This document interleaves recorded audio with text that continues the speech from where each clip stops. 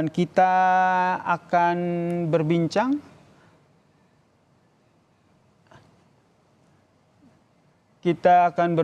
dengan tenaga ahli utama Kantor Komunikasi Presiden sekaligus juru bicara pembekalan Kabinet Merah Putih, Dede Prayudi, yang telah bergabung bersama kami di Breaking News Kompas TV. Dan juga ada pengamat politik dari Badan Riset dan Inovasi Nasional BRIN, Mbak Siti Zuhro. Kita ke Mas Dede dulu. Mas Dede. Ya, selamat sore Mas. Yasir, Mas. Mas Dede, ini saya mau pastiin dulu, Mas Dede ikut ke Magelang atau gimana nih? Ya, di sini saya sedang berada di Lembah Tidar di Magelang, Mas Yasir. Oke, bisa diceritakan kondisi di sana seperti apa? Karena informasinya memang sejumlah menteri dan wakil menteri ini sudah tiba ya di Akademi Militer di Magelang ini, Mas Dede. Ya, menurut laporan terakhir ya yang saya dengar, yang paling update itu memang Mas Wapres ya, Mas Gibran Rakabuming Raka itu sudah dekat ya. Ini artinya Pak Prabowo juga sudah dekat, karena tadi kita sudah sama-sama mendengar bahwa Pak Prabowo dengan Mas Gibran, Presiden dengan Wakil Presiden, itu menuju fasilitas retreat ini berada di dalam satu kendaraan atau satu mobil gitu. Sementara para menteri ya dan juga wakil menteri, kepala badan dan lain-lain, anggota kabinet gitu ya, itu juga sedang dalam perjalanan ya dari Yogyakarta, tepatnya dari Bandara Adi Sucipto menuju ke fasilitas retreat. Mas mohon maaf tadi namanya siapa? Yasir. Yasir, Mas Yasir, mohon maaf. Ya, silakan. Oke, Mas Dede, ini di hari pertama, hari Kamis ini nanti agendanya apakah sudah langsung dimulai atau fokus kegiatannya baru dilaksanakan pada Jumat esok hari? Iya, pada hari ini praktis sebetulnya tidak ada agenda ya. Jadi hari ini ketika para anggota kabinet tiba, mereka diharapkan hanya untuk bersaling membangun keakraban lah. Artinya hari ini belum ada agenda yang secara khusus ya. Nanti agenda baru akan dimulai itu besok hari. Agendanya apa saja yang bisa diinformasikan kepada kami atau kepada pemirsa Kompas TV, Mas Dede? Ya, boleh. Tadi saya sudah masuk ya ke arena fasilitas retreat ya. Dan karena memang tujuan utama diadakannya retreat ini adalah untuk membangun soliditas, untuk membangun team building, untuk mengikis sekat-sekat psikologis di antara anggota kabinet, ya, untuk membangun persatuan, ya, sesuatu yang sudah digaungkan oleh Pak Prabowo sejak awal, ya. Jadi persatuan itu dimulai dari lingkaran kabinet, lalu kemudian ini kita tularkan ke luar, kurang lebih seperti itu ya. Nah, itu saya sudah melihat tenda-tendanya, ya, tenda-tendanya itu letaknya berdekatan, Mas. Jadi ini menarik ya, karena selain berdekat-dekatan, mereka juga saling berhadap-hadapan. Dan di depan tenda, itu di situ ada teras-teras untuk duduk-duduk. Jadi memang di sini diharapkan tidak hanya hubungan kerja yang dibangun, tapi juga ikatan emosional ya antara anggota-anggota kabinet. Nah, dari yang saya catat tadi ada 180 tenda ya, dan 7 tenda pendukung. Nah, 7 tenda pendukung di sini termasuk yang diperhatikan juga di dalam retreat ini adalah aspek kesehatan ya. Jadi di sini saya sudah melihat tadi tenda ICU ya, yang dimana fasilitas kesehatannya ya, termasuk kasur dan alat-alat pengecekan itu sangat lengkap sekali, sangat lengkap sekali. Dan ada juga saya lihat di sini tadi ya, dibagi fasilitas ini dibagi ke dalam 5 klaster ya, yang di mana 5 klaster itu dibagi ke dalam 9 sampai 14 grup ya. Antara lain di sini ada ruang makan, ada ruang kelas, ada ruang pengarahan, ada masjid ya untuk beribadah ya, juga ada tenda sekretariat dan lain-lain. Kurang lebih begitu, Mas. Oke. Baik, ini nanti akan ada proses ataupun sejumlah pembekalan yang nantinya akan diberikan kepada Menteri Kabinet Merah Putih Prabowo Subianto dan juga Gibran Rakabuming Raka. Saya ke Mbak Siti Zuhro. Mbak Siti, ini melihatnya seperti apa ini pembekalan yang nanti akan dilakukan di Akademi Militer di Magelang, Jawa Tengah ini? Ya, kita sudah sama-sama mendengarkan ya tadi ya, kesiapan ini sudah mulai datang dan sebagainya. kesan yang muncul di publik adalah ini serius banget gitu. Serius banget, dan tentu memang ada tahapan-tahapan yang diperlukan ya. Saya sangat setuju dengan pembekalan yang dalam arti ini memang bekerja untuk NKRI. Mengapa itu menjadi sangat relevan dan signifikan dan bahkan urgent untuk mendesak untuk kita lakukan? Kita sadar sesadar-sadarnya bahwa perubahan-perubahan belakangan ini ya dalam beberapa periode ini memang membutuhkan gitu ya kita kembali ke laptop gitu. Kita kembali ke laptop dengan tentu gitu ya lebih menginjakkan kaki ke NKRI ini. Jadi tidak sekedar ini menjadi pejabat ya ini kan kalau mau kita kritik ini bisa sangat tajam gitu ya bahwa kenapa kok jadi membengkak banget ini ya birokrasi kita gitu ya kelembagaan kita apakah ini akan nanti memberikan satu yang sangat prospektif lah tapi kalau semuanya ini ditata dengan sangat rapi ya tertata dengan baik gitu ya pembekalan juga diberikan tanpa ada semacam pemisahan gitu ya ada yang lama ada yang baru ada mungkin setengah lama setengah baru gitu semua mendapat pembekalan yang sama semua diberikan materi-materi yang sama yang menurut saya ini adalah lebih down to earth mana memahami, menyadari gitu ya, lalu mengimplementasikan semua values kita, nilai-nilai gitu ya, yang baik itu filosofi, negara bangsa, adanya Indonesia kan gitu, NKRI gitu, lalu teksnya bagaimana, lalu konteksnya seperti ini, lalu apa yang harus diaplikasikan, didharma baktikan, didedikasikan untuk Indonesia.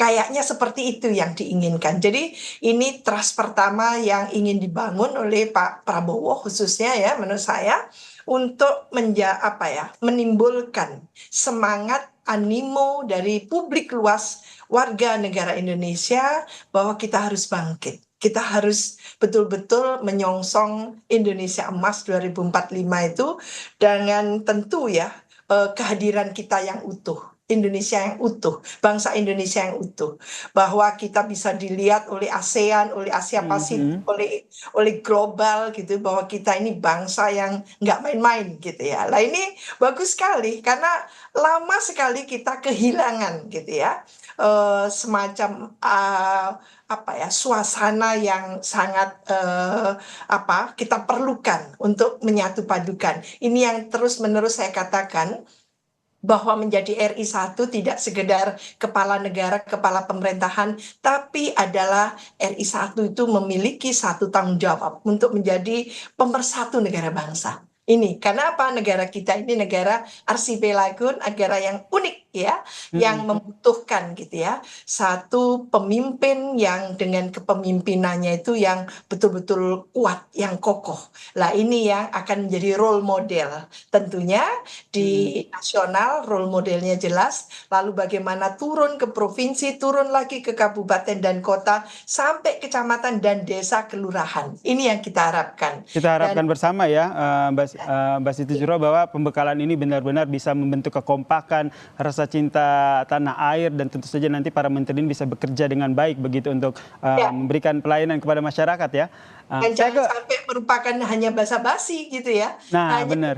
Itu kita melakukan ini semua, lalu lupa dibohongin kan gitu. Jangan sampai terjadi seperti itu, bahwa ini sangat serius. Kesan yang sampai dibawa ke Magelang ini adalah satu kedisiplinan yang tinggi, satu integritas yang tinggi gitu ya, satu dedikasi yang tinggi yang menurut saya siapapun menjadi menteri, wamen gitu, wakil menteri maupun kepala badan dan sebagainya itu dimintakan tanggung jawab moralnya seperti itu. Ini luar biasa. Dan semuanya akan diperdalam dalam pembekalan yang dilakukan ya.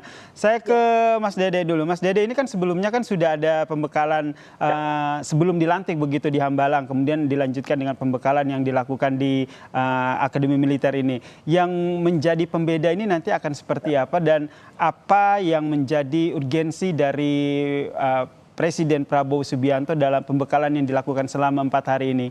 Mas Dede, tapi jangan dijawab dulu. Kita akan kembali usai jeda berikut ini. Tetaplah bersama kami di Breaking News Kompas TV.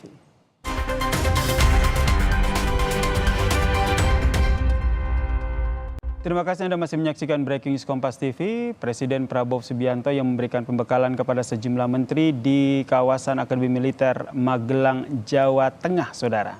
Dan ini adalah situasi terkini yang Anda saksikan di depan Akademi Militer, karena informasinya ini sesaat lagi rombongan dari Presiden Prabowo Subianto dan juga Wakil Presiden Gibran Rakabuming Raka akan tiba di kawasan Akademi Militer Magelang, Jawa Tengah. Dan kita masih menunggu ini situasi terkini. Ini beberapa saat lagi Presiden Prabowo dan juga Wakil Presiden Gibran Rakabuming Raka ini akan tiba di Magelang, Jawa Tengah. Dan kita masih tersambung dengan tenaga ahli utama Kantor Komunikasi Presiden sekaligus juru bicara pembekalan Kabinet Merah Putih. Ini ada Mas Dede Prayudi dan juga pengamat politik Badan Riset dan Inovasi Nasional atau BRIN, Mbak Siti Zuhro. Tadi ke Mas Dede. Mas Dede, ini nanti pembekalannya tentu saja ini kita berharap ini akan ada kekompakan, soliditas, begitu semangat nasionalisme para menterinya. Implementasi dalam pembekalannya nanti akan seperti apa? Iya, jadi saya informasikan garis besarnya saja ya, apa yang menjadi perbedaan dari yang terjadi di Hambalang gitu. Di Hambalang yang terjadi itu adalah capacity building, artinya anggota-anggota Kabinet Merah Putih ini diberikan pembekalan yang berupa materi-materi yang bersifat menambah wawasan. Nah, saat itu ada beberapa hal yang dibuka wawasannya gitu ya, yang menjadi materinya. Yang pertama itu adalah wawasan terkait dengan ekonomi, termasuk ekonomi global, di mana ekonomi global ini kita sama-sama tahulah sedang tidak menentu. Lalu yang kedua adalah geopolitik. Lalu yang ketiga ini adalah pemanfaatan artificial intelligence atau AI ya, yang di mana ini adalah produk dari digitalisasi, yang di mana ini bisa menjadi instrumen untuk meningkatkan transparansi di dalam jalannya roda pemerintahan, yang dimana ini artinya ini akan menjadi sebuah alat untuk mencegah terjadinya perilaku atau tindak pidana korupsi. Itu yang terjadi di Hambalang ya. Nah, kalau di Magelang ini walaupun tetap akan ada materi-materi yang disampaikan ya, tadi juga sudah disampaikan ya kurang lebih materinya apa ya, tidak jauh ya dari pemerintahan ya, tidak jauh dari pencegahan korupsi dan lain-lain. Tapi fokusnya itu tetap berada di membangun teamwork ya, membangun chemistry di antara anggota kabinet, mengikis sekat-sekat psikologis ya, yang tadinya mungkin ya karena ada kontestasi politik ya, sehingga ada semacam jarak di antara orang-orang yang saling berkontestasi atau pendukungnya gitu ya. Nah, ini kan sekarang sudah bersatu ya di dalam satu wadah payung besar bernama Kabinet Merah Putih, supaya mereka ini kompak, supaya mereka ini memiliki satu visi, supaya mereka ini langsung siap untuk beraksi. Jadi Kabinet Merah Putih ini ya dapat dikatakan memiliki jargon ya, satu visi siap aksi.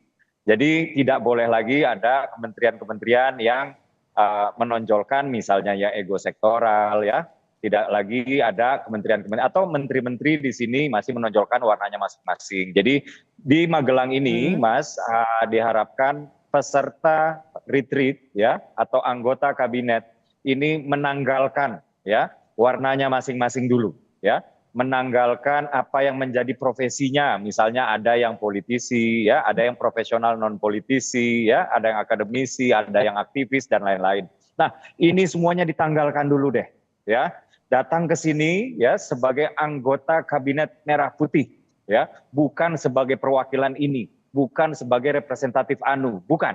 Mereka datang ke sini sebagai anggota Kabinet Merah Putih dan mereka harus memiliki visi yang sama, visinya seorang Presiden Prabowo Subianto. Dan setelah dari sini yaitu hari Minggu pagi mereka akan pergi, mereka sudah satu visi siap aksi. Kurang lebih seperti itu, Mas. Oke, menanggalkan latar belakang mereka untuk bisa sama-sama menyatukan satu visi, satu misi untuk menjalankan semua kegiatan dari Presiden Prabowo Subianto ya. Tahan dulu, ini kita akan melihat ini situasi terkini. Presiden Prabowo Subianto ini nampaknya sudah tiba di daerah Magelang. Ini adalah situasi perjalanan dari Presiden Prabowo Subianto setelah tiba di Magelang. Ini Presiden Prabowo Subianto ini menyapa warga yang menanti rombongan Presiden. Dan ini adalah situasinya, saudara. Tampak ini Prabowo Subianto menyapa sejumlah warga yang memang berada di sepanjang jalur yang dilewati oleh Prabowo Subianto.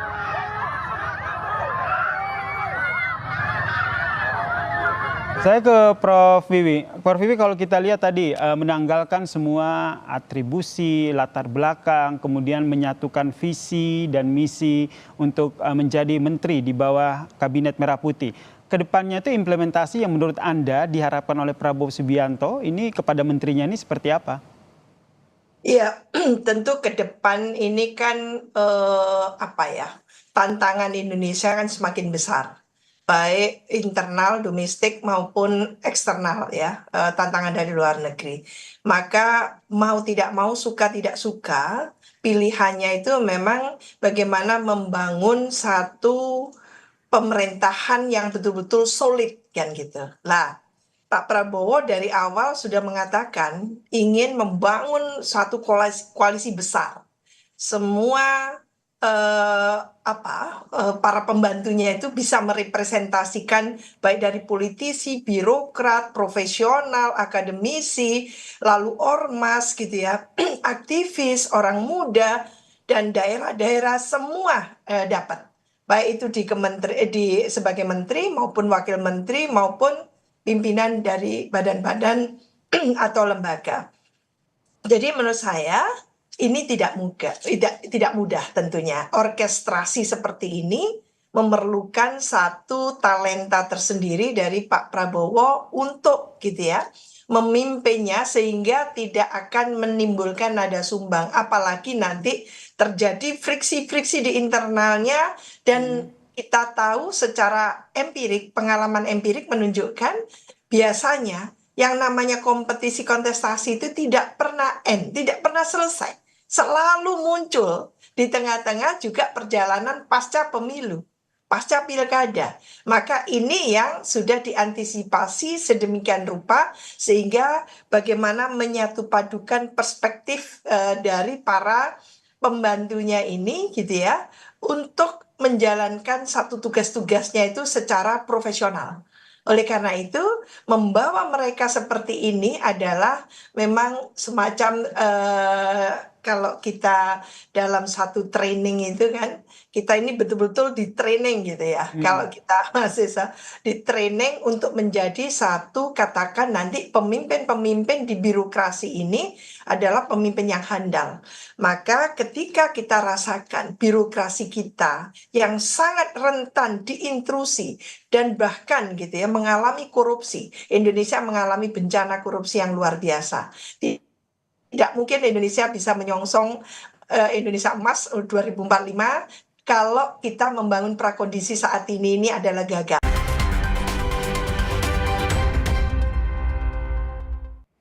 Anda menyaksikan Breaking News Kompas TV bersama saya Disti Larasati. Saudara, saat ini yang Anda saksikan adalah visual terkini di mana iring-iringan di Akademi Militer Magelang, Jawa Tengah terlihat banyak sekali warga yang antusias untuk melihat bagaimana secara langsung Presiden Prabowo Subianto akan segera tiba, saudara, informasinya di Akademi Militer Magelang, Jawa Tengah untuk memimpin pembekalan yang akan diikuti oleh seluruh menteri dan juga wakil menteri yang tergabung dalam Kabinet Merah Putih 2024 hingga 2029, saudara. Dan rencananya, saudara, atau dijadwalkan para menteri dan juga wakil menteri yang tergabung dalam Kabinet Merah Putih ini akan mengikuti pembekalan di kawasan Akademi Militer Magelang, Jawa Tengah selama 4 hari sampai hari Minggu dan akan dipimpin langsung oleh Presiden Prabowo Subianto dan juga Wakil Presiden Gibran Raka Buming Raka, saudara. Sebelumnya kita sudah melihat bagaimana rombongan iring-iringan dari Presiden Prabowo Subianto ini sudah landing atau tiba di Bandara Adi Sucipto, Magelang, Jawa Tengah. Ada sejumlah agenda penting, saudara, yang nantinya akan diikuti oleh Menteri dan juga Wakil Menteri Kabinet Merah Putih selama 4 hari ke depan, saudara. Saudara, anggota Kabinet Merah Putih dijadwalkan akan mengikuti pembekalan di kawasan Akademi Militer Magelang, Jawa Tengah untuk memupuk kerjasama dan koordinasi. Kami akan lanjutkan perbincangan dengan tenaga ahli utama Kantor Komunikasi Presiden sekaligus juru bicara pembekalan Kabinet Merah Putih. Sudah ada Dede Prayudi dan juga ada pengamat politik dari Badan Riset dan Inovasi Nasional BRIN, Siti Zuhro. Selamat sore Mas Dede dan juga Prof. Wiwi. Ya, selamat sore Mbak. Ya, selamat sore. Melanjutkan perbincangan dari Yasir Nene Ahmad tadi, saya Adisti Larasati. Mas Dede, ini kan menjadi menarik ya, karena ini merupakan kali pertama di mana Presiden Republik Indonesia memberikan pembekalan terhadap para menterinya dan juga wakil menterinya di Akademi Militer Magelang, Jawa Tengah. Kami ingin mengkonfirmasi kembali apa sebenarnya perbedaan antara pembekalan yang terjadi di Hambalang dan juga pembekalan yang saat ini tengah dilakukan atau dijalani oleh para menteri dan juga wakil menteri Kabinet Merah Putih. Ya, terima kasih. Jadi perbedaan itu sudah ada sejak level tujuan. Jadi kalau yang terjadi di Hambalang, tujuannya itu adalah capacity building atau meningkatkan kapasitas atau garis miring untuk menambah wawasan. Wawasan yang saya maksud di sini adalah pertama adalah wawasan tentang pembangunan ekonomi, ya terutama di tengah-tengah situasi global yang sedang tidak favorable atau tidak menguntungkan kita lah, kurang lebih seperti itu. Lalu yang kedua adalah pembekalan terkait dengan geopolitik yang juga ya hari ini kita sedang menghadapi situasi geopolitik yang serba tidak menentu gitu. Jadi meletusnya konflik bisa terjadi kapan saja gitu.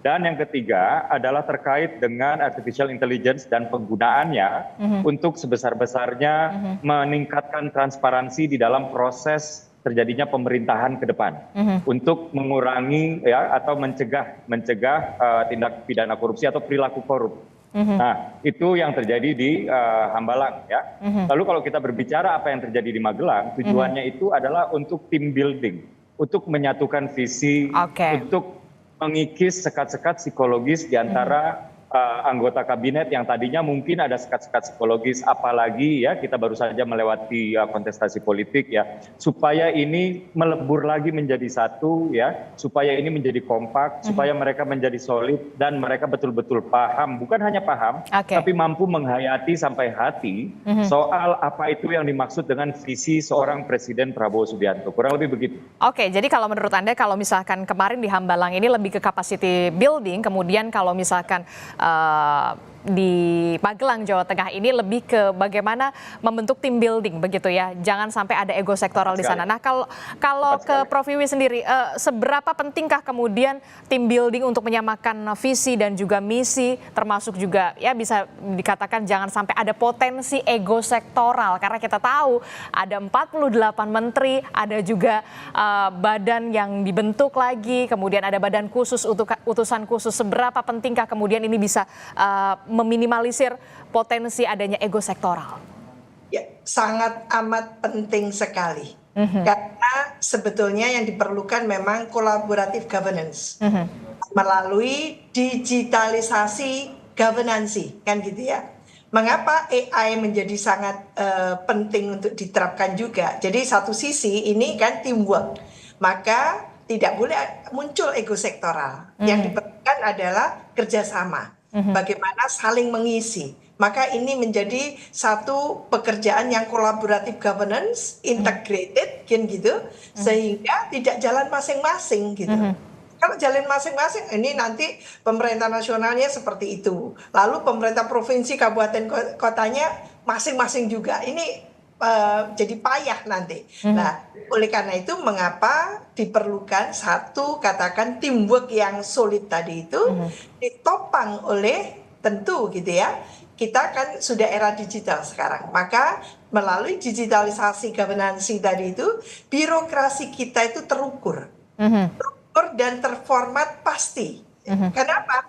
Transparansi dan public accountability itu terukur sudah dengan cara-cara yang tadi itu melalui penggunaan iptekin tadi itu ya, ada I tadi itu. Nah ini kita perlukan, nggak bisa tradisional lagi kita. Nah oleh karena itu memang melalui cara-cara yang tentu ya manusianya ini dibenerin dulu ya sebagai pimpinan tertinggi birokrasi, badan dan sebagainya itu mindsetnya, culture setnya itu diluruskan. Bareng ya kita mau jalan ini, jangan di tengah jalan ada yang belok kanan kiri atau bahkan tertinggal dan sebagainya. Jadi merapatkan barisan, meluruskan barisan, kita mau take off kan gitu. Oke. Menurut saya bagus sekali karena memang tentunya mengapa ini sangat diperlukan, kita sadar sesadar-sadarnya secara values kita ini kan turun, etika kita turun, maka ini diperlukan gitu ya satu kesatuan yang padu dari semua tadi itu dikatakan dari menteri maupun wakil-wakil menteri yang jumlahnya 100 lebih kan gitu. Ini kabinet 100 menteri luar biasa ini. Jadi kalau tidak dikelola dengan piawai, maka ini sumbang banget nanti akhirnya kan gitu.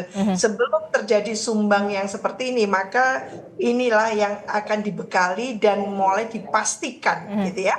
Siapapun mau take off silakan. Kalau tidak mampu take off mundur kan gitu. Jadi ini yang istilahnya itu bargaining positionnya itu sangat jelas, eksplisit apa yang dikatakan Pak Prabowo to be or not to be kan gitu. Jadi kalau ada pembantunya oke, baik itu menteri maupun wakil menteri maupun staf khusus dan sebagainya, termasuk Mas Uki ini kan itu. Jadi nggak mau ya sudah gitu, mundur saja. Nah itu adalah tawaran yang di depannya itu sudah pahit-pahitnya disampaikan. Ya kalau bisa dikatakan ya take it or leave it begitu ya, Prof. Wiwi ya. Oke, nah, kita juga nanti akan membahas soal bagaimana komunikasi ini bisa menjadi bisa dikatakan menjadi krusial ketika 48 menteri dan juga banyak sekali wakil menteri termasuk juga badan yang baru termasuk juga utusan khusus dan segala macamnya. Komunikasi menjadi krusial, pentingkah seperti apa nantinya akan perjalanan 5 tahun ke depan Kabinet Merah Putih? Jangan dijawab dulu Prof. Wiwi, tetaplah bersama kami di Breaking News Kompas TV. Terima kasih Anda masih bersama kami, Adisti Larasati, saudara di Breaking News Kompas TV. Saudara, hari ini Presiden Prabowo Subianto dan juga Wakil Presiden Gibran Rakabuming Raka akan memimpin jalannya pembekalan di Akademi Militer Magelang, Jawa Tengah yang akan diikuti oleh menteri dan juga wakil menteri yang tergabung dalam Kabinet Merah Putih. Dan kita masih bergabung bersama dengan sudah ada Dede Prayudi dan juga pengamat politik dari BRIN, Prof. Wiwi. Penyambung perbincangan kita ya, Prof. Wiwi dan juga Mas Dede. Prof. Wiwi, ini apakah memang langkah yang harus dilakukan oleh seorang pemimpin saat ini, Presiden Republik Indonesia Prabowo Subianto, karena memang menahkodai istilahnya ya, menahkodai banyak sekali personil. Ada 48 menteri dan juga wakil menteri, badan khusus, utusan khusus, supaya ini menyamakan persepsi ataupun menyamakan visi dan juga misi demi percepatan ataupun target yang ingin dicapai oleh pemerintahan selama 5 tahun ke depan. Ya, pertama saya melihat kalau jumlah besar itu mungkin not necessary, tapi ini politik ya, politik akomodatif, mau tidak mau, suka tidak suka, Pak Prabowo harus lakukan ternyata. Tapi kalau ketika mengatakan zakon kabinet gitu ya, kabinet ahli, maka saya senang sekali. Berarti not necessary harus banyak ya, tapi adalah memang kementerian lembaga itu tidak harus membesar meluas seperti itu, tapi Indonesia kelihatannya resiko tadi itu diambil oleh Pak Prabowo dengan memperbanyak, dengan alasan dengan satu asumsi ya, menurut saya asumsi saja, supaya secara politik mereka juga merasakan memiliki gitu ya, ada rasa memiliki untuk menjadi katakan menteri atau wakil menteri atau apapun. Nah ini yang sebetulnya politik akomodatif membuat Indonesia seolah-olah ini negara pejabat. Negara pejabat itu birokratik polity. Itu yang terjadi tahun 80-an ya di Thailand dan Indonesia juga. Jadi nanti akan ditentukan oleh hanya pejabat-pejabat kan gitu. Tapi insya Allah tidak seperti itu kalau Pak Prabowo bisa mengubah mindset gitu ya, mindset cara pandang perspektif dari para menteri itu yang tadinya mungkin ego sektoral, tadinya itu tidak bisa membuka jaketnya kata Mas Dedek tadi kan ya. Nah, sekarang semua harus dilepaskan. Yang ada adalah ini kita gitu, mereka ini adalah kabinet merah putih gitu ya, yang diberikan asupan wawasan substansi gitu ya, dan keberpihakan terhadap NKRI, rasa patriotisme, rasa nasionalisme yang tinggi, dedikasi yang tinggi. Dengan kata lain, Pak Prabowo sedang sangat amat demanding sebetulnya. Jadi siapapun itu menterinya, wakil menterinya, siapapun itu yang menjadi pejabat saat ini 100 lebih ini sedang ditantang, sedang ditakar, sedang dipertaruhkan, mampu tidak mengikuti kriteria yang diminta oleh Pak Prabowo. Benarkah demikian, Mas Dede? Pak Prabowo sebenarnya lagi demanding nih kalau kata Prof. Vivi. Benarkah? Ya, memang sebenarnya bukan Pak Prabowo-nya, tapi situasi yang memang mengharuskan ya negara ini untuk langsung tancap gas gitu. Kenapa? Karena begini, tidak ada pilihan bagi Republik ini, tidak ada pilihan bagi Indonesia ya pada tahun 2045 nanti. Kita ini either or ya situasinya ya. Either kita menjadi negara maju or kita terjebak di middle income trap. Kurang lebih seperti itu. Nah, setelah ya kami di pemerintah itu menghitung-hitung ya, untuk kita menjadi negara maju maka kita harus mencapai GDP level sekian. Dan untuk mencapai GDP level sekian, maka pertumbuhannya itu setidaknya dalam setahun itu 8%. Dan kita harus mengejar itu, Dan untuk sampai kita mengejar itu, maka diperlukan kesuksesan di segala bidang.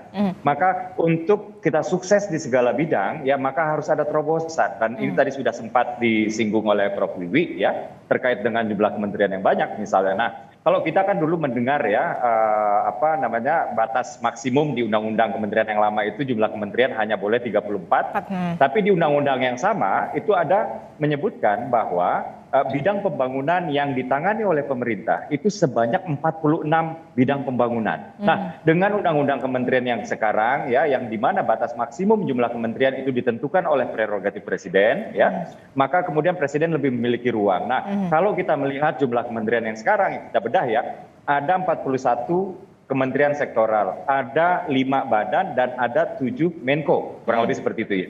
Nah, kementerian sektoral dengan badan ya, badan lembaga negara ini kalau kita gabung ini 46 jumlahnya, ini sesuai betul dengan jumlah bidang pembangunan yang sudah ditasbihkan oleh undang-undang. Dan Menko sendiri ini kan sifatnya coordinating ministries ya, ini sifatnya untuk memudahkan tugas presiden ya, untuk mengkoordinasi kementerian sektoral, untuk meredam ego-ego yang ada di dalam masing-masing sektor yang dimana itu terjadi sudah dari waktu ke waktu. Nah, akan tetapi saya sepakat ya dengan Prof. Wiwi, Ibu Siti Zuro, bahwa untuk mengelola ya kementerian sebanyak ini ya, ini nggak bisa juga dengan cara yang biasa-biasa. Gitu. Harus yang luar biasa. Salah satunya adalah dengan ini juga diawalinya. Iya. Itulah dia ya, maka diawalinya juga nggak dengan cara yang biasa gitu. Jadi diawali dengan dalam tanda kutip penggemblengan ya, atau bahasa formalnya kami sebut retreat, di mana mereka anggota kabinet ini kita harapkan mampu melepaskan atribusinya masing-masing ya. Jadi ada di antara mereka yang tadinya itu pengusaha, ada yang politisi ya, atau ada yang non partai profesional, ada karena yang berbagai macam latar belakang ya, backgroundnya ya. Betul. Itu semuanya tolong dilepasin dulu sekarang ya, dilepaskan itu dulu sekarang.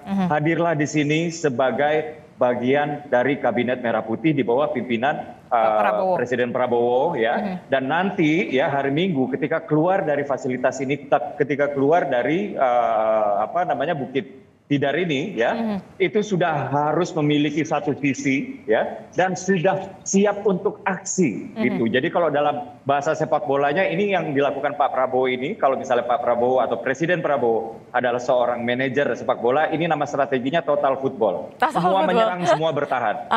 Gitu, demikian. Harus diawali dengan yang tidak biasa karena memang targetnya memang cukup tinggi begitu. Nanti apakah akan ada evaluasi ketika ada 100 hari pertama, 6 bulan pertama, apakah nanti akan ada evaluasi? Jangan dijawab dulu. Mas Dede, tetaplah bersama kami dalam Breaking News Kompas TV.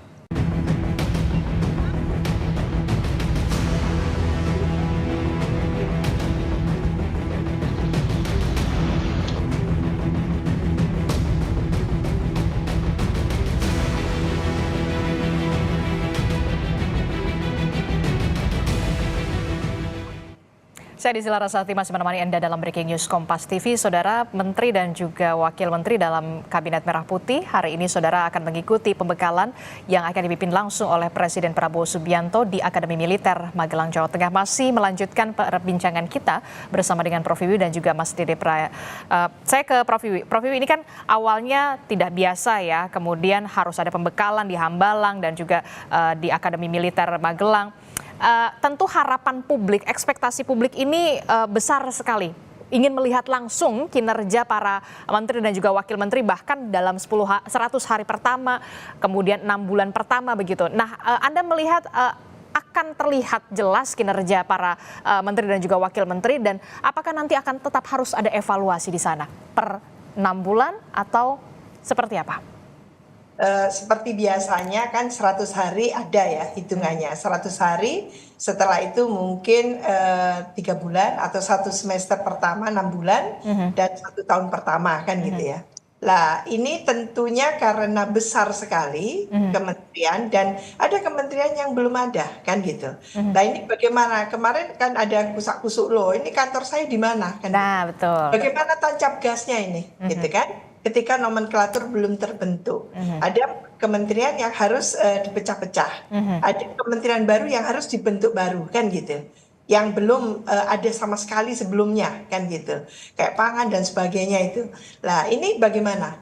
Maka memang idealnya gitu bisa tancap gas ketika komposisinya masih sama 34 gitu ya, langsung jos kan gitu. Nah, tapi ketika masih harus mendirikan lagi, ada nomenklatur baru, ada ekosistem yang dibangun, cukupkah itu 1 tahun? Cukupkah itu 2 tahun? Kami sendiri pernah merasakan ini di BRIN gitu ya, dari LIPI menjadi BRIN itu butuh waktu ternyata, dan itu tidak pendek. Nah ini yang akan menghambat sebetulnya, menjadi kendala. Tapi mungkin ada istilahnya mungkin cara-cara yang bisa diterobos sehingga tidak harus stuck. Tapi apa itu? Salah satunya apa menurut Anda, Prof Wiwi? Contoh kalau kementerian baru sekarang ya, Kemendikbud itu kan, dulu kan Kemendikbud Ristek kan, gitu. Nah sekarang kebudayaan sendiri, lalu pendidikan tinggi dan sains dan teknologi kan gitu, nah, itu sendiri gitu ya. Lah ini berarti sudah 2. Lalu BRIN ini mau dikemanakan? Kita tahu ini. Termasuk saya tanya ini, saya PNS kan itu.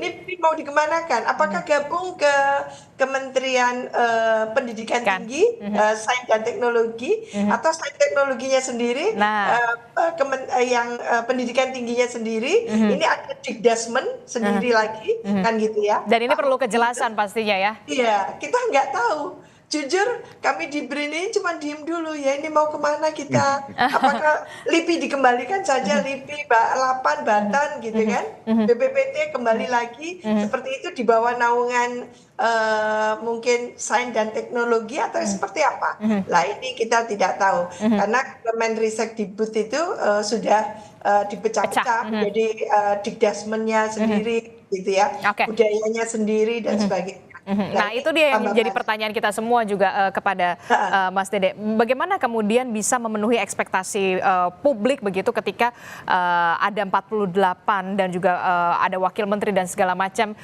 Kemudian tantangannya nomenklaturnya, bahkan kita lihat ada beberapa menteri ataupun Menko yang mungkin belum tahu ini akan ditempatkan di mana kantornya. Ini kan menjadi tantangan tersendiri begitu. Iya. Pertama-tama kami ingin mengajak kita semua ya untuk terlebih dahulu menggeser paradigma lama di mana kita percaya bahwa kabinet yang kurus gitu ya, itu artinya akan berjalan efektif. Ini yang harus kita lihat sekarang, kalau kabinetnya kurus seperti yang sebelumnya ya dengan undang-undang yang lama, memang kabinetnya kurus, tapi di dalam satu kementerian itu urusannya gemuk banget gitu. Dan urusan yang gemuk banget ini, satu kementerian itu ada berapa kedirjenan dan lain-lain, dan urusan di dalam satu kementerian ini tentu saja kemudian menjadi sebuah tantangan ketika kita berbicara soal birokrasi yang ramping, kurang lebih seperti itu, karena memang orangnya banyak sekali di saat itu gitu. Nah inilah terobosan yang sedang dilakukan oleh Presiden Prabowo ya. Saya ingat nih, misalnya saya ambil contoh ya. Tadi hal yang pertama adalah soal birokrasinya. Yang hal kedua adalah misalnya seperti ini ya. Kita berbicara soal Kemendikbud ya. Tadi sudah disinggung oleh Prof. Wiwi ya, bahwa Kemendikbud itu tadinya diurus satu kementerian yang namanya Pendidikan dan Kebudayaan ini mengurusi 2 bidang pembangunan yang kalau menurut undang-undang ini 2 bidang pembangunan yang berbeda gitu. Nah, karena atensi publik ya, pemerintah dan lain-lain ini banyak terkuras lah gitu kurang lebih ya di bidang pembangunan yang namanya pendidikan, maka bidang pembangunan yang namanya kebudayaan ini harus terpaksa merelakan dirinya. Kurang lebih seperti itu ya. Sementara kalau misalnya kita melihat kepada Undang-Undang Pemajuan Kebudayaan tahun 2017 ya, di situ sudah jelas termaktub bahwa yang namanya pemajuan kebudayaan ya, itu adalah backbone ya, focal point sebagai pihak yang paling bertanggung jawab atas pembentukan karakter bangsa. Nah, ini kan agak susah untuk dilakukan ya. Ini agak susah kebudayaan sebagai sebuah sektor pembangunan untuk mengemban tugas seberat ini gitu. Apabila dipimpin oleh seorang dirjen. Nah, kurang lebih semangatnya ada di sana. Memang betul Prof. Wiwi, ada tantangan-tantangan yang kita hadapi ya, terutama soal manajerial yang baru ya, tapi dapat saya pastikan Prof. Wiwi ya, kami sudah meninjau lagi ya, tidak ada kementerian yang betul-betul baru Prof. Wiwi. Jadi ini patut kami sampaikan karena memang banyak sekali publik yang concern soal ini ya. Jadi misalnya saya sebutkan Menko Infrastruktur ini adalah pecahan juga kok dari Menko Marinvest. Misalnya seperti itu ya. Tadi Prof. Wiwi sudah mengatakan ada Menko Pangan ya. Menko Pangan ini juga merupakan pecahan dari Menko Perekonomian. Jadi urusan-urusan itu sebenarnya sudah lama ditangani oleh sebuah kementerian ya. Adapun yang baru itu adalah Kementerian Kependudukan dan Pembangunan Keluarga. Tapi kementerian ini pun juga tidak betul-betul baru karena ini hanya BKKBN yang tadinya bersifat badan ya, badan negara, itu kemudian dapat dikatakan dalam tanda kutip upgrade dia menjadi sebuah kementerian. Jadi memang ada tantangannya betul ya, akan tetapi situasinya tidak sepelik apa yang menjadi concern publik ya. Jadi patut saya seimbangkan, saya sesuaikan lagi ya, apa yang menjadi kenyataan sekarang. Betul ada tantangannya, ada pemecahan-pemecahan, dan pemecahan ini merupakan tantangan tersendiri ya. Ada kementerian yang bukan kementerian, menteri ya, seorang menteri yang ketika baru dilantik itu ketika diwawancara bingung ini kantor saya di mana, dan itu sangat dimaklumi sekali ya, itu sangat dimaklumi sekali. Cuman Mas Dede, ini kan saya lama ya kerja dengan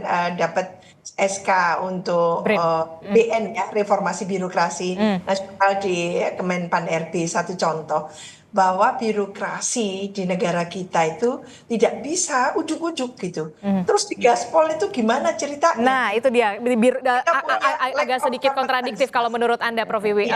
Ingin Gaspol tapi ya, birokrasinya masih belum bisa apa ya, belum bisa mendukung menurut Anda begitu. Gimana? Ya memang ya itu memang adalah tantangan yang sedang kami hadapi. Tapi yang jelas Perpres untuk kementerian-kementerian yang baru ini ya, atau badan-badan baru ya, itu sudah ditandatangani dan mereka harus segera kick off itu tanggal 31 Desember. Jadi Prof. Wiwi dalam hal ini saya sepakat ketika mengatakan Pak Prabowo itu demanding ya, presiden kita itu presiden yang demanding. Jadi menteri-menteri baru ya, yang dimana bidang-bidangnya yang tadinya adalah sebuah kedirjenan dan sekarang menjadi sebuah kementerian, ini nggak boleh itu sudah harus kick off paling selamat-lambatnya ya, 31 Desember. Oke, jadi memang sudah ada targetnya 31 Desember itu paling lambat begitu ya. Nah, termasuk juga soal ya wajar kalau misalkan ekspektasi rakyat begitu, publik begitu tinggi terhadap kinerja pembantu dari Presiden Prabowo. Tetap nanti akan ada evaluasi nggak atau seperti apa nanti ini? So pasti. Jadi monitoring dari seorang Presiden Prabowo Subianto itu sangat lekat ya. Artinya mata Presiden Prabowo itu mungkin hanya berjarak beberapa mili dari kulit menteri-menterinya, wakil-wakil menterinya ya. Juga kepala badan dan wakil kepala badan, yang dimana kadang-kadang kita aja nggak tahu ya, kita sedang diawasi oleh Pak Prabowo, sehingga monitoring ini berjalan terus-menerus, sementara evaluasinya itu sendiri bisa berjalan kapan saja. Mungkin nggak butuh waktu 6 bulan, mungkin nggak butuh waktu 1 tahun, atau mungkin less than 3 months gitu. Tapi yang jelas kita berikan dulu kesempatan ya kepada Kabinet Merah Putih beserta anggota-anggotanya ya. Dan kami dapat pastikan ya kantor komunikasi kepresidenan dalam ini tahu betul bahwa Pak Prabowo itu melakukan monitoring yang begitu dekat dengan staf-stafnya. Dan Pak Prabowo itu tidak menolerir banyak sekali hal ya. Beliau ini adalah orang yang sangat proper ya. Sangat proper itu artinya memiliki standar etika dan moral yang tinggi. Dan beliau nggak mau ini ada penyelewengan-penyelewengan ya. Kalaupun memang ada penyelewengan yang kemudian masyarakat merasakan resah, ini pasti Presiden Prabowo meresponnya ya. Misalnya responnya itu nggak terekspos media atau terekspos ya, ini soal hal lain ya. Kurang lebih begitu. Kalau Anda tadi mengatakan soal penyelewengan, itu juga kemudian nanti akan ada arahan juga dari Presiden, termasuk juga materi soal pencegahan korupsi, soal perencanaan anggaran, bahkan soal nanti akan dibahas juga kalau tidak salah soal makanan bergizi gratis begitu yang menjadi program prioritas di Januari 2025 ini akan kick off. Betul, betul. Bahkan Pak Prabowo mengatakan bagi kita-kita ya, bagi anggota kabinet yang tidak percaya bahwa program ini akan berhasil, ya, tidak percaya saja lebih baik tidak berada di pemerintahan saya. Kurang lebih seperti itu. Dan saya sedikit ingin membuka ya percakapan Pak Prabowo ya dengan kepala kantor kami waktu itu Bang Hasan Nasbi ya, Pak Hasan Nasbi. Itu curhat ya setelah dipanggil oleh Pak Prabowo, presiden, waktu itu belum presiden ya, masih presiden terpilih ya. Ke Kartanegara ya. Jadi sebelum betul-betul Pak Prabowo memastikan bahwa Pak Prabowo menginginkan orang tersebut untuk masuk ke dalam kabinetnya, itu dipastikan dulu ya. Jadi Pak Prabowo waktu itu bilang begini, kamu jangan korupsi, kamu jangan maling uang rakyat, kamu nggak boleh gunakan kewenangan kamu untuk kepentingan pribadi. Kurang lebih itulah. Jadi publik mungkin sudah melihat apa yang di Hambalang, atau akan melihat apa yang akan di Magelang, tapi di Kartanegara itu semuanya sudah dimulai, Pak. Oke, sudah diwanti-wanti sejak awal. Silakan Prof. Wiwi. Sudah diwanti-wanti sejak awal. Satu hal yang memang harus make it clear ya kepada publik itu gamblang aja bahwa 100 hari kerja Pak Prabowo pastinya tidak bisa tancap gas, Mas, karena ya tadi itu. Dan yang penting adalah dikomunikasikan dengan baik. Jangan diberikan semacam katakan angan-angan yang selangit-selangit gitu. Tidak boleh. Jadi apa adanya saja bahwa ini ada adjustment yang memerlukan tentunya begitu take off, oke. Ya kayak pesawat kan, kita bisa lama di bandara itu hanya untuk memastikan oke ketika take off kan gitu. Nah ini juga demikian ya, karena nomenklatur itu butuh waktu. Tidak bisa ujuk-ujuk Desember selesai semuanya. Maka itu pula yang harus dikomunikasikan ke masyarakat agar public trust itu terjaga. Gitu.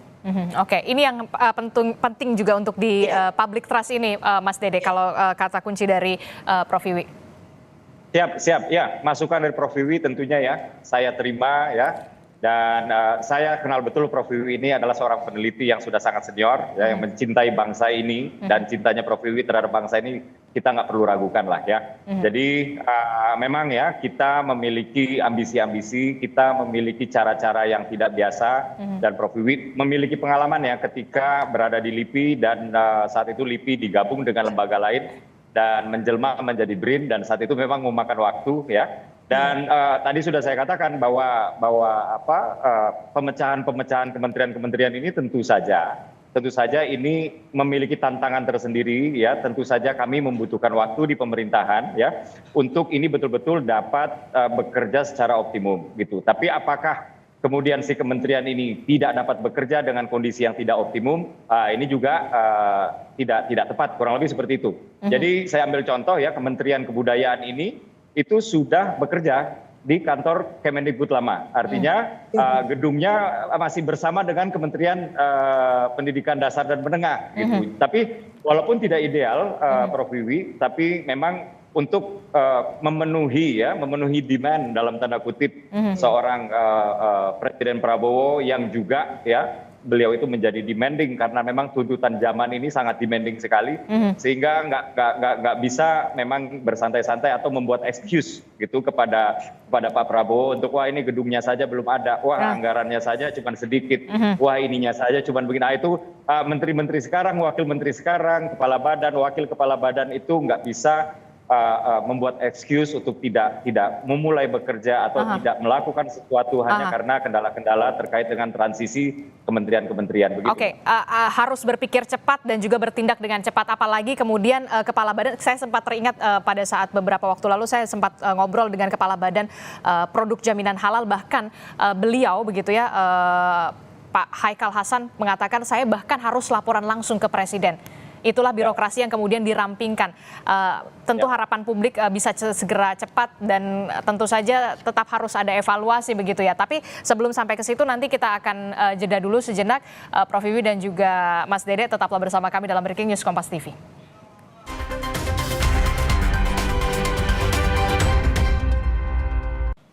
Selamat menunaikan ibadah sholat maghrib untuk Anda umat muslim di wilayah DKI Jakarta dan sekitarnya. Kita lanjutkan diskusi lagi Mas Dede. Untuk pertanyaan saya di paruh sebelumnya ini, bagaimana ngeresponnya untuk memastikan semangat itu tetap ada sampai akhir?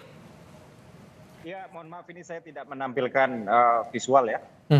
Jadi sistem pengawal, jadi dimulai dari memastikan bahwa anggota kabinet ini merasa paham betul. Jadi nggak hanya tahu tapi juga paham, dan nggak hanya paham tapi juga menghayati bahwa pertama jangan korupsi, yang kedua harus menjadi bagian dari tim ya, ini bukan kerja perorangan ya, ini adalah kerja super tim, total football. Tadi sudah saya singgung sebelumnya ya di host yang sebelumnya. Total football yang saya maksud di sini adalah ketika kita harus bertahan semuanya bertahan, ketika kita harus menyerang semuanya harus ikut menyerang. Nah, kurang lebih inilah filosofi ya yang ditanamkan oleh Pak Prabowo yang harus sampai menyentuh di level penghayatan oleh seluruh anggota kabinet. Itu yang pertama. Lalu yang kedua, tadi juga sudah dibicarakan bahwa yang namanya monitoring dari seorang Presiden Prabowo Subianto itu sedekat sekian mili dari permukaan kulit para anggota kabinetnya.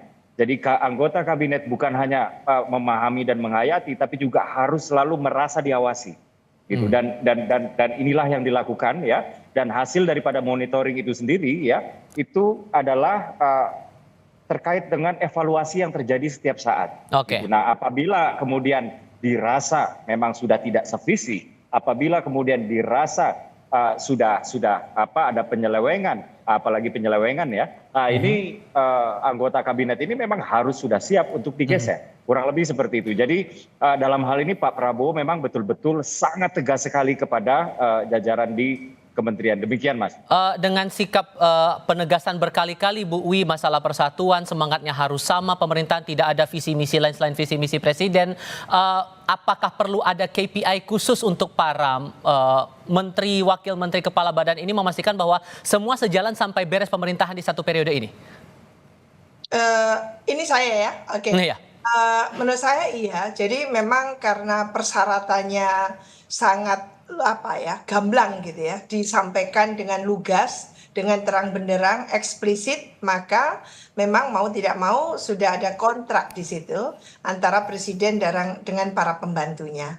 Nah, kontrak itu sejak awal sudah ditandatangani ya, dan tentu runtun dari kontrak tadi itu adalah bagaimana agar semua para pembantu ini beradaptasi ya dengan semua yang dimintakan oleh Pak Presiden ini secara adaptif ya, secara agile, secara lincah, cepat gitu ya. Mindsetnya, mentalitasnya gitu, lalu profesionalitasnya. Jadi tidak cukup hanya mereka pinter, profesional saja, teknokrat saja gitu.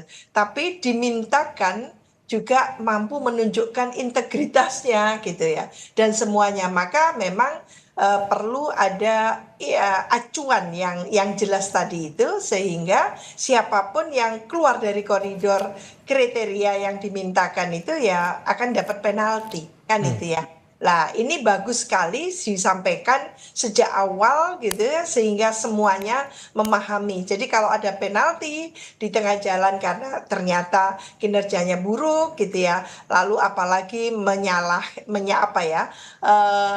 menggunakan kekuasaan secara salah dan sebagainya, tidak muncul profesionalitasnya, kompetensinya dan sebagainya, ya itu memang nanti akan ada reshuffle menurut saya, mau tidak mau. Tidak mungkin tidak ada reshuffle. Dengan cara demanding yang seperti ini gitu ya, pasti akan ada reshuffle, dan apalagi dengan memimpin orkestrasi yang sangat besar seperti itu. Oke, Maka ditahan dulu di memang- situ Bu Wi, mohon maaf. Ya. Ini kami akan tunjukkan visual terbaru di sekitar Akademi Militer Magelang, Jawa Tengah. Presiden Prabowo Subianto sudah tiba di sana untuk memulai hari pertama dari pembekalan lanjutan terhadap para menteri di Akademi Militer.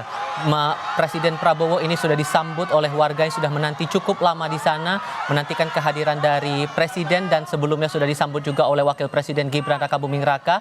Tinggal menantikan masuk ke dalam komplek Akademi Militer untuk memulai rangkaian acara. Sebetulnya untuk materi-materi atau juga pembekalan akan dimulai pada hari Jumat besok di tanggal 25 Oktober 2024 dengan berbagai pengarahan yang pastinya tentu saja akan ada pengarahan dari Presiden Prabowo Subianto soal visi-visi, kemudian berbagai program kerja dan bagaimana memastikan bahwa seluruh jajaran menteri, wakil menteri, dan kepala badan ini bisa sama-sama satu suara, satu misi, tegak lurus pada komando dari Prabowo Subianto sebagai pemimpin, sebagai kepala negara sekaligus kepala pemerintahan di periode saat ini 2024-2029.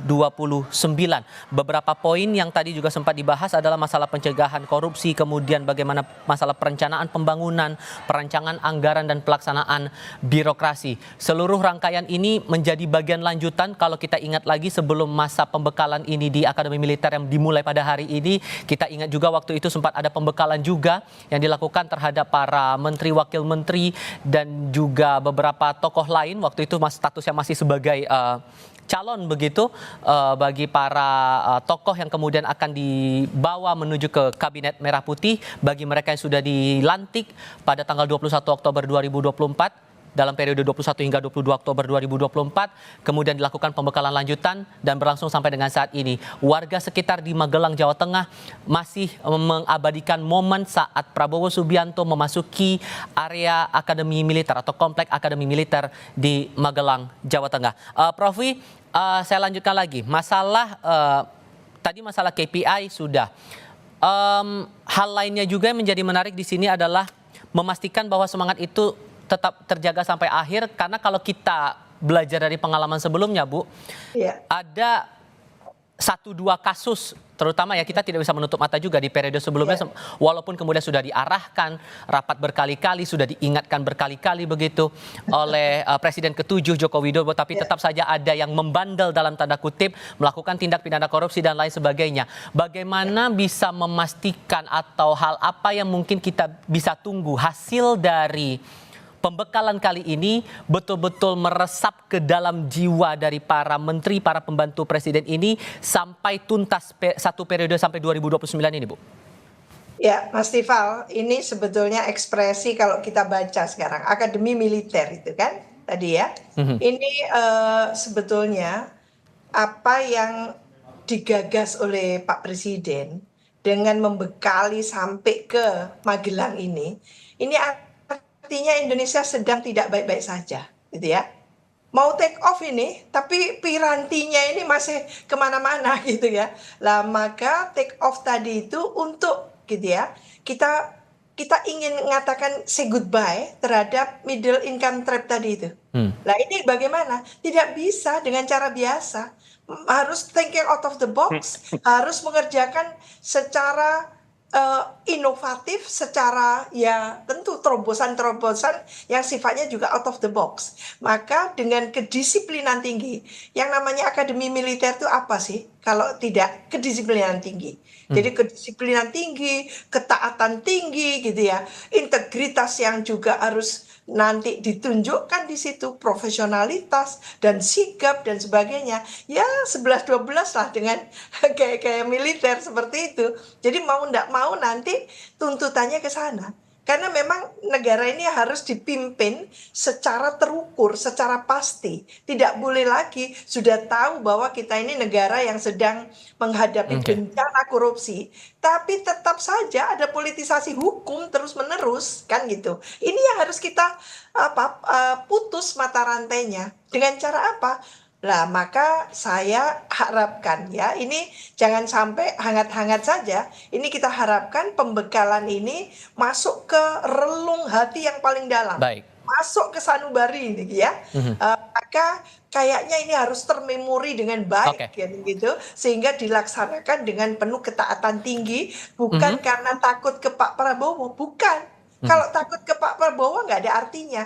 Tapi takutlah pada dirinya, pada Tuhannya kan gitu. Sehingga kalau berbuat yang mencuri, katakan bahkan merongrong uang APBN itu salah besar. Oke, singkat saja, Mas Dede, singkat saja untuk merespon ini. Apa jaminan dari hasil retreat ini, hasil pembekalan ini untuk periode satu periode ke depan?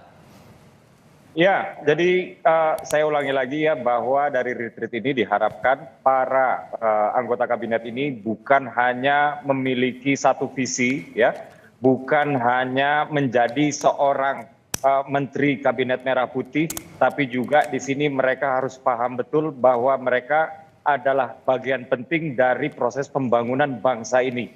Jadi mohon ditanggalkan, kurang lebih begitu ya, mohon ditanggalkan apa-apa yang menjadi kepentingan golongan, apa-apa yang menjadi kepentingan pribadi, apalagi keluarga. Jadi setelah ini semuanya adalah bagian penting dari pembangunan bangsa secara kolektif. Ya, setelah ini semuanya harus tunduk di dalam satu visi, ya, satu visi, yaitu visi Presiden Prabowo dan Wakil Presiden Gibran Rakabuming Raka, untuk kemudian langsung siap ya untuk melakukan tugas-tugasnya yang tidak boleh melenceng dari visi-visi tersebut. Kurang lebih seperti itu. Oke, Mas Dede Prayudi mewakili kantor komunikasi kepresidenan. Terima kasih. Prof. Siti Zuhro juga terima kasih sudah berbagi pandangan sepanjang durasi Breaking News ini. Sehat selalu semuanya. Selamat malam.